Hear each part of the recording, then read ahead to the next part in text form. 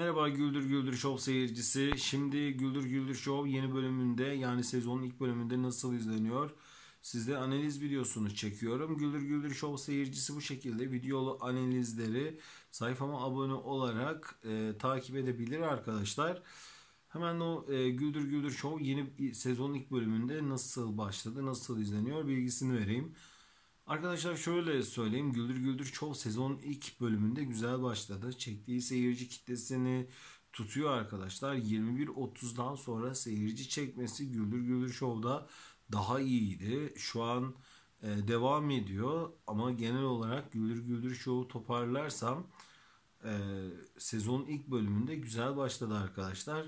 Birazdan genel analiz videosunu da çekeceğim. Güldür Güldür Show'u da anlatacağım orada nasıl izlendiği hakkında. Onu da seyredebilirsiniz. Şu an için Güldür Güldür Show için söyleyeceklerim bu kadar arkadaşlar.